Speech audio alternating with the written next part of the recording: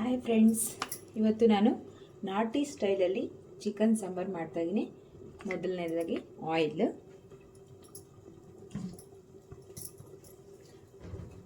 ಎಲ್ಲರೂ ಹೇಗಿದ್ದೀರಾ? ನಾನು ಕೂಡ ಚೆನ್ನಾಗಿದ್ದೀನಿ. ನೀವೆಲ್ಲ ಚೆನ್ನಾಗಿದ್ದೀರಾ ಅಂತ ಭಾವಿಸ್ತಾ ಇವತ್ತಿನ ವಿಡಿಯೋ ಸ್ಟಾರ್ಟ್ ಮಾಡ್ತಾಯಿದ್ದೀನಿ.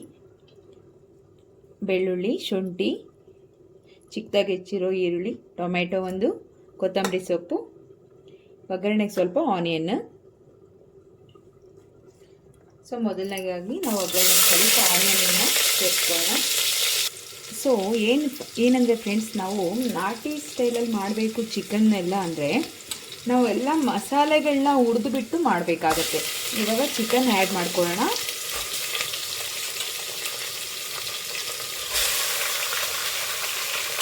ಒಂದು ಕೆ ಜಿ ಚಿಕನ್ ಇದೆ. ಸೊ ನಾವು 1 ಕೆ ಜಿಗಾಗುವಷ್ಟು ಏನೇನು ಬೇಕಾಗುತ್ತೆ ಅದಕ್ಕೆ ಅಂತ ಹೇಳ್ಬಿಟ್ಟು ನಾನು ತೋರಿಸ್ತೀನಿ. ಸೊ ಈಗ ಸ್ವಲ್ಪ ಚೆನ್ನಾಗಿ ಮಿಕ್ಸ್ ಮಾಡ್ಕೊಳ್ಳೋಣ. ಸ್ವಲ್ಪ 1 ಸ್ಪೂನಷ್ಟು ಅರಿಶಿನ ಪುಡಿ ಹಾಕಿ ಸ್ವಲ್ಪ ಚೆನ್ನಾಗಿ ಮಿಕ್ಸ್ ಮಾಡ್ಕೊಳ್ಳೋಣ.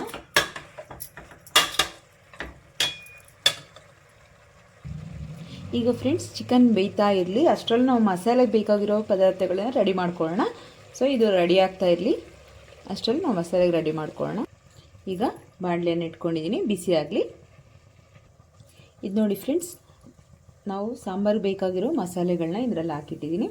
ಸೊ ಸ್ವಲ್ಪ 1 ಟೇಬಲ್ ಸ್ಪೂನ್ ಅಕ್ಕಿ, ಕೊತ್ತಂಬರಿ ಕಾಳು 2 ಟೇಬಲ್ ಸ್ಪೂನ್, ಚಕ್ಕೆ 3 ಪೀಸ್, ಲವಂಗ 5 ಪೀಸ್, ಏಲಕ್ಕಿ 2, ಆಮೇಲೆ ಹುರ್ಗಡ್ಲೆ 2 ಟೇಬಲ್ ಸ್ಪೂನ್.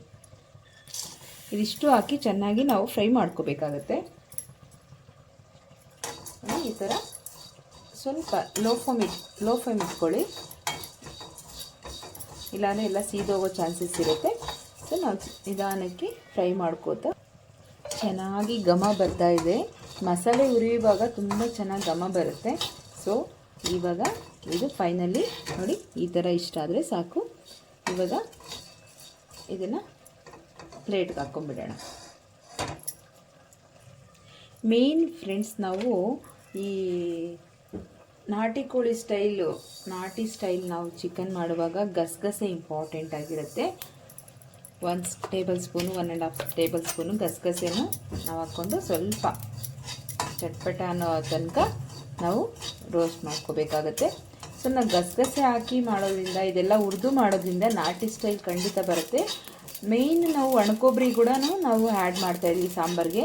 ಒಣಕೊಬ್ಬರಿ ಹಾಕಿ ಸಾಂಬಾರು ಮಾಡೋದ್ರಿಂದ ನಾಟಿ ಕೋಳಿ, ಸ್ಪೆಷಲ್ಲಾಗಿ ನಾಟಿ ಕೋಳಿ ಹಳ್ಳಿಯಲ್ಲಿ ಮಾಡೋ ಥರ ಟೇಸ್ಟ್ ಇರುತ್ತೆ. ನಮಗೆ ಹಸಿ ಕೊಬ್ಬರಿ ಹಾಕಬೇಡಿ. ಆಮೇಲೆ ನಾಟಿ ಕೊಬ್ಬರಿ ಅದು ನಾವು ಒಣಕೊಬ್ಬರಿ ಹಾಕಿ ಮಾಡೋದ್ರಿಂದ ಏನಾಗುತ್ತೆ ಅಂದರೆ ಸಾಂಬಾರು ಕೂಡ ಹಾಳಾಗಲ್ಲ ಫ್ರೆಂಡ್ಸ್. ನಾವು ಕೆಲವೊಬ್ಬರು ಹಾಗೆ ಮಸಾಲೆ ನಾವೆಲ್ಲ ಏನೆಲ್ಲ ಹಾಕಿ ಮಾಡಿರ್ತೀವಿ, ಸೊ ಅದು ಬೇಗ ಹಾಳಾಗೋ ಚಾನ್ಸಸ್ ಇರುತ್ತೆ. ಸೊ ನಾಟಿ ಕೋಳಿ ಸಾಂಬಾರಿಗೆ ನಾವು ಒಣಕೊಬ್ಬರಿ ಹಾಕಿ ಮಾಡೋದ್ರಿಂದ ಟೇಸ್ಟಿಯಾಗಿರುತ್ತೆ. ಇದು ಆಗಿದೆ ಫ್ರೆಂಡ್ಸ್. ಇವಾಗ ನಾವು ಪ್ಲೇಟ್ಗೆ ಹಾಕ್ಕೊಳ್ಳೋಣ ಇದನ್ನು ಕೂಡ. ನಂತರ ಮಸಾಲೆಗಳನ್ನ ಸ್ವಲ್ಪ ಎಲ್ಲ ಇದು ಕೊತ್ತಂಬರಿ ಸೊಪ್ಪು, ಟೊಮೆಟೊ ಎಲ್ಲ ಸ್ವಲ್ಪ ರೋಸ್ಟ್ ಮಾಡ್ಕೊಳ್ಳೋಣ. ನೋಡಿ, ಈಗ ಆನಿಯನ್,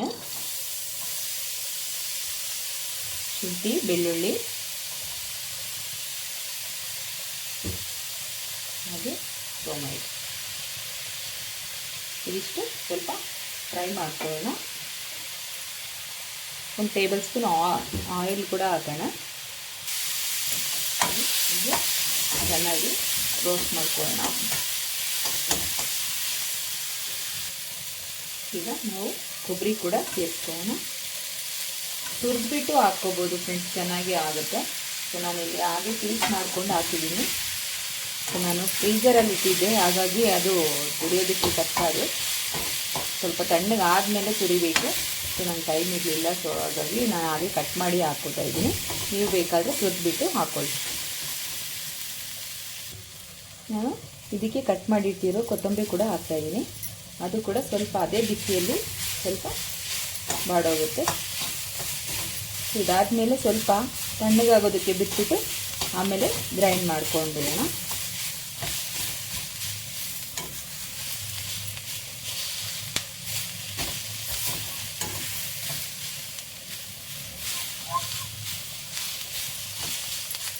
ಈಗ ಸ್ಟವ್ ಆಫ್ ಮಾಡ್ಕೊಂಡ್ಬಿಡೋಣ, ತಣ್ಣಗಾಗಲಿ.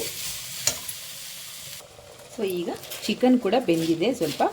ಈಗ ನಾವು ಸಾಲ್ಟ್ ಹಾಕ್ಕೊಳ್ಳೋಣ, ಎಷ್ಟು ಬೇಕೋ ನೋಡ್ಕೊಂಡು ಹಾಕ್ಕೊಳ್ಳಿ.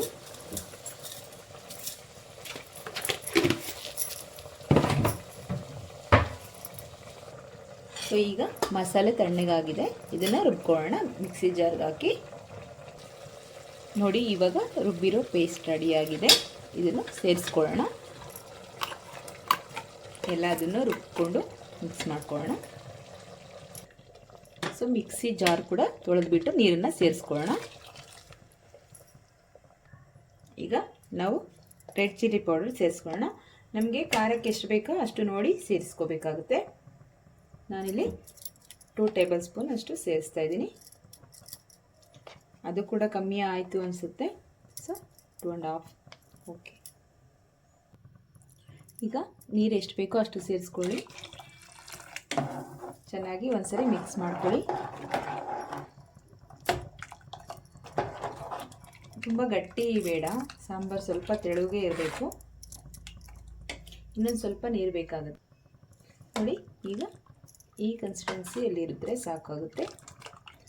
ಚೆನ್ನಾಗಿ ಒಂದು ಕುದಿ ಬರಲಿ. ಚೆನ್ನಾಗಿ ಕುದ್ದ ಮೇಲೆ ನೋಡೋಣ. ಸೊ ಈಗ ಲಿಟ್ಟು ಕ್ಲೋಸ್ ಮಾಡಿಬಿಟ್ಟು 1 ವಿಸಿಲ್ ಅಥವಾ 2 ವಿಸಿಲ್ ಹೊಡಿಸ್ಬಿಟ್ಟು ಆಫ್ ಮಾಡಿಬಿಡೋಣ. ಸೊ ಫೈನಲಿ ಸಾಂಬಾರು ರೆಡಿಯಾಗಿದೆ. ಈಗ ಓಪನ್ ಮಾಡಿ ನೋಡೋಣ. ಸೊ ಫೈನಲಿ ನಾಟಿ ಸ್ಟೈಲ್ ಚಿಕನ್ ರೆಡಿಯಾಗಿದೆ. ಇದಕ್ಕೆ ಕೋಳಿ ರೊಟ್ಟಿ ಆಮೇಲೆ ಕಡುಬು ಮಾಡ್ತಾಯಿದ್ದೀನಿ. ಸೊ ಕಡುಬು ಕೂಡ ನಿಮಗೆ ತೋರಿಸ್ತೀನಿ ಹೇಗೆ ಮಾಡೋದು ಅಂತ. ಸೊ ಕೋಳಿ ರೊಟ್ಟಿ ಕಾಂಬಿನೇಷನ್ ನಾಟಿ ಸ್ಟೈಲ್ ಚಿಕನ್ ಸಾಂಬಾರು ತುಂಬ ಚೆನ್ನಾಗಿರುತ್ತೆ. ನೀವು ಕೂಡ ಒಂದ್ಸರಿ ಟ್ರೈ ಮಾಡಿ.